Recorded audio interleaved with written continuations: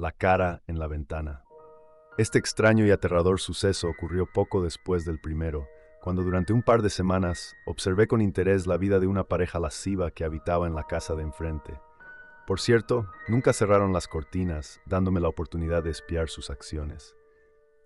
Cada noche, como un Sherlock Holmes, me asomaba a la ventana, tratando de desentrañar el misterio que me atormentaba. Con el tiempo, este hábito se convirtió en un pasatiempo. Una noche, cuando ya no podía ver nada a través de las ventanas de la casa opuesta debido a la oscuridad, me preparé para irme, pero decidí echar un último vistazo. En ese momento, mi atención fue atraída por una ventana que parecía mostrar un detalle que alteraba el paisaje habitual. Nunca le había prestado atención, ya que nunca había habido luz encendida en ella, y durante todo mi tiempo de observación nunca había visto a una persona allí. Pero no esta vez. En la ventana, envuelta en sombras, había alguien, aunque debido a la penumbra y la distancia solo podía distinguir su rostro, alargado, con rasgos marcados. No vi nada extraño o aterrador en su cara, como en la historia anterior, pero lo raro era que el apartamento estaba vacío desde hacía tiempo, así que no debería haber nadie allí.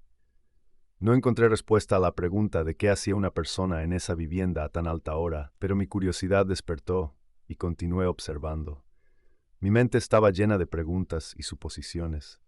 Quizás ya se habían mudado nuevos inquilinos, o tal vez estaba siendo testigo de un fenómeno paranormal, y al otro lado de la ventana había un fantasma del antiguo inquilino, vagando eternamente por las paredes de su hogar.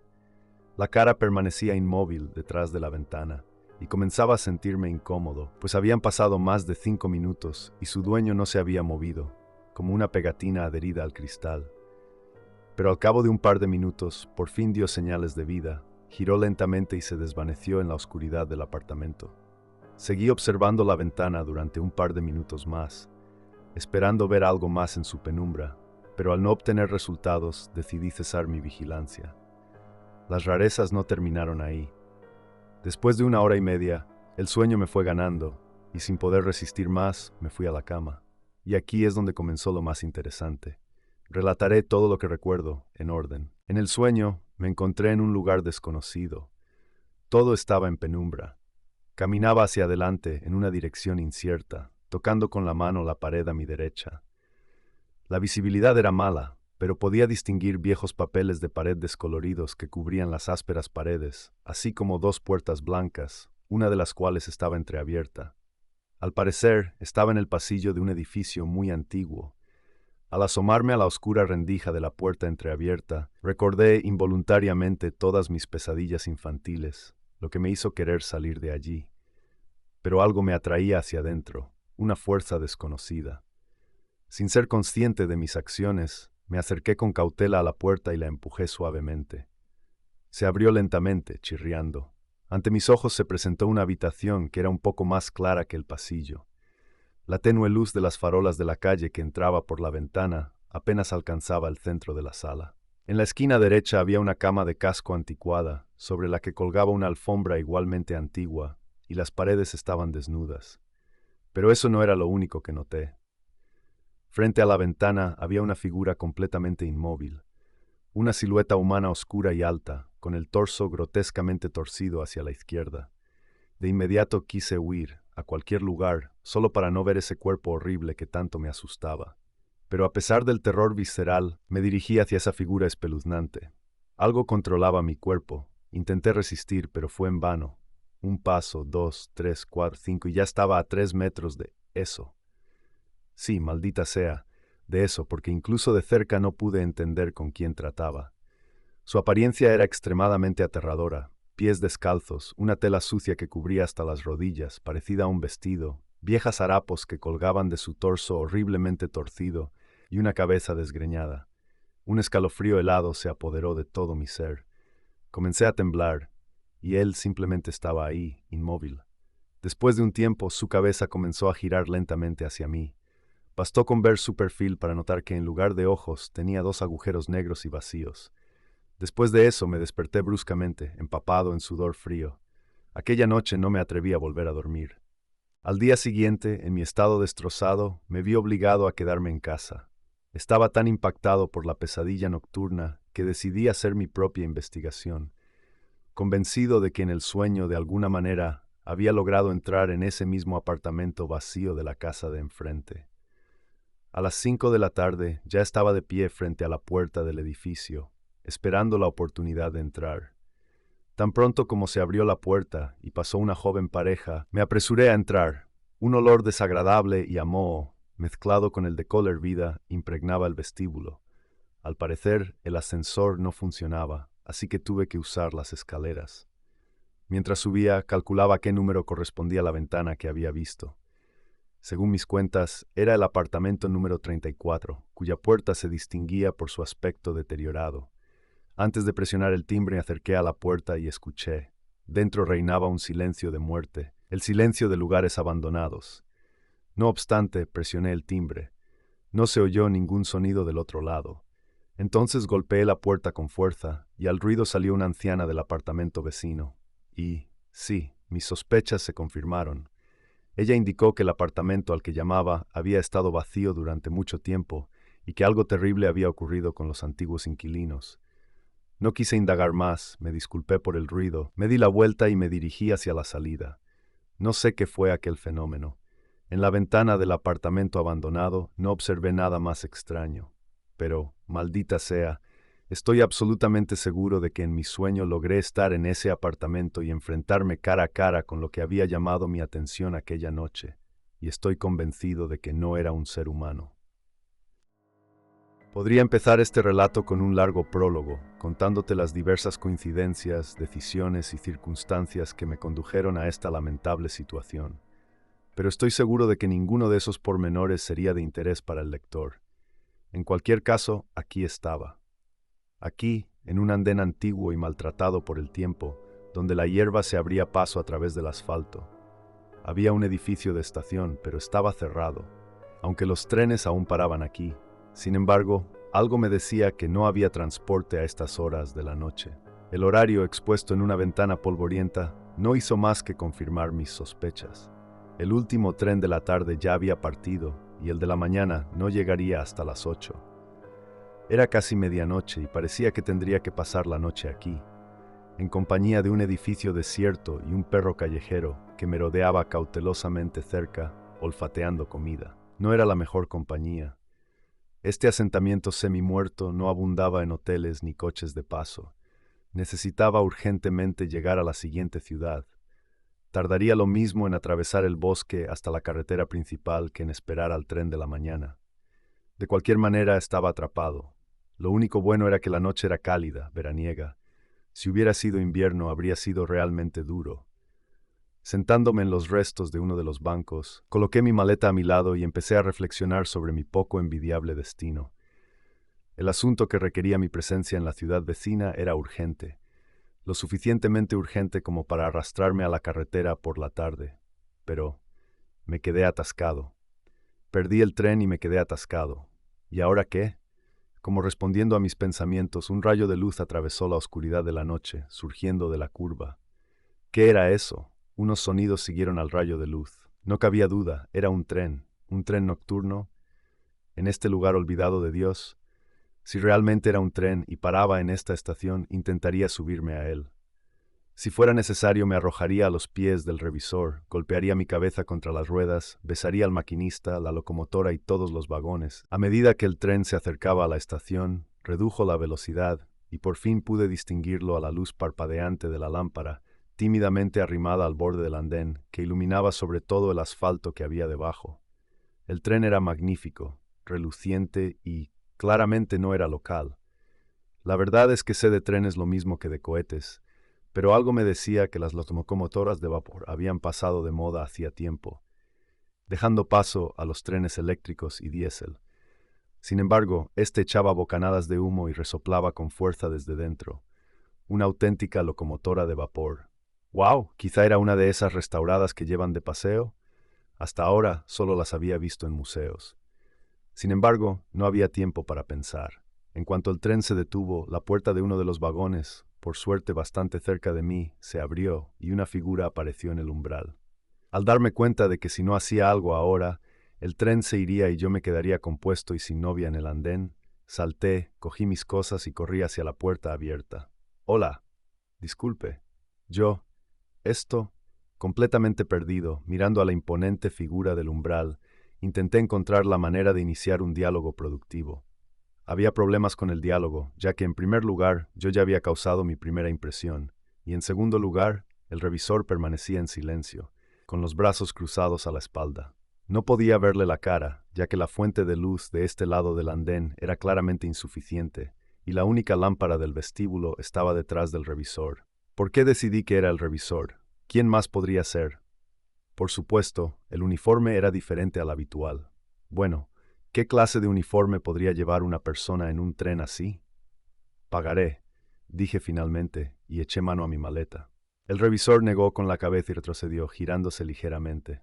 Hizo un gesto de invitación, lacónico. Pero en mi situación no estaba de humor para cortesías. ¿Me dejaba subir al tren? Bueno, excelente. Subiendo al vagón de un salto, intenté de nuevo rebuscar en mi maleta para encontrar dinero con el que pagar el billete, pero el empleado no me esperó. Estiró la mano, abrió la puerta del vagón y entró. ¿Qué iba a hacer yo? El vagón era extraño, algo parecido al vagón de un tren de cercanías, salvo que había menos bancos y eran de madera. No me sorprendió que no hubiera nadie más en el vagón. Al fin y al cabo, era de madrugada. ¿Quién iba a viajar a estas horas? ¿Y a dónde? Señalando de nuevo uno de los bancos con un gesto, el revisor esperó a que ocupara mi lugar, tras lo cual se marchó con la misma tranquilidad, sin esperar de nuevo el dinero. Pero bueno, de acuerdo, pagaría al salir. El vagón se puso en marcha y se adentró suavemente en la noche. Acomodándome lo más cómodamente posible en el banco, me puse a mirar por la ventana. ¡Qué suerte! No me apetecía pasar la noche en un banco en compañía de un perro callejero. Y si tenía amigos y decidían que, a falta de otra cosa, yo también era apto para la cena, no me gustaría acabar mis días en el estómago de un perro. El tren se balanceaba suavemente sobre los raíles y al darme cuenta de repente de lo cansado que estaba, sentí que empezaba a dormirme. ¿Por qué no, en realidad? Bastante cómodo incluso. Apenas se oía el ruido de las ruedas. Sabían cómo construir las cosas en aquella época. Algo me sacudió y sentí que me despertaba. Cuando me había quedado dormido, algo volvió a sacudirme. El tren estaba frenando claramente, pero algo más me molestaba. El revisor estaba de pie a mi lado, volviendo a sacudirme el hombro. ¿Eh? ¿Qué? No estoy dormido. El hombre asintió, me soltó el hombro y señaló la salida. ¿Hemos llegado? ¿Ya? Volvió a sentir y repitió el gesto. Sí, de acuerdo, dije, levantándome de mi asiento y cogiendo mi maleta me dirigí a la salida. Los árboles que se veían por las ventanas pasaban cada vez más despacio. Estábamos parando. ¿Cuánto tiempo? Me pregunto. Menos mal que tenía el móvil en el bolsillo. Al sacarlo de camino al vestíbulo, comprobé que el fiel aparato descansaba plácidamente del hambre por el camino. Bueno, si no se carga el equipo, eso es lo que pasa. Da igual. Esperaba poder recargarlo. Llegamos al vestíbulo justo cuando el tren se detuvo por completo. El revisor abrió las puertas y volvió a indicar con un gesto que ya era hora de irse. Dando un paso hacia la salida, me detuve. Se me olvidó por completo. ¿Cuánto le debo? No pude terminar de hablar, ya que un suave pero contundente empujón en la espalda me sacó al andén, donde solo pude detenerme después de un par de pasos. ¡Eh! Grité, volviéndome hacia la puerta del vagón, que estaba cerrada a cal y canto. Ya no había nadie a quien quejarse. Un tipo extraño. La locomotora resopló con más fuerza, lanzó otra porción de humo al cielo y, lenta pero inexorablemente ganando velocidad, se alejó del andén hacia el oscuro túnel, en el crepúsculo estival anterior al amanecer. Extraño. Pensando de repente que no llegué a ver la cara del revisor, al principio estaba de espaldas a la luz y luego, de alguna manera, siempre quedaba oculta en la sombra de la visera, me estremecí al oír un sonido sibilante y ahogado. Al girarme, me encontré con un anciano de pie en el andén con la boca abierta de par en par. Un cigarrillo colgaba de su labio inferior. Viejo, agité la mano delante de su cara y solo entonces reaccionó, para acto seguido golpearme con un palo que le hacía las veces de bastón. Ya está bien. ¿Estás vivo o qué? Inquirió el anciano, pero conseguí esquivar su siguiente golpe. ¿Cómo? ¿Qué iba a hacer si no? No reconozco este lugar. ¿Dónde estoy? Tenía que ir a Berkney, pues esto es Berkney. ¿No lo parece? ¿Y por qué iba a parecerlo? Bueno, yo pensaba que aquí había una estación, casas, civilización. Pues sí que las hay. En el mismo pueblo. La estación está allí. Mira, la acaban de reformar hace poco. No parece una estación. Y el tren de la muerte nunca vino a la estación. ¿El qué?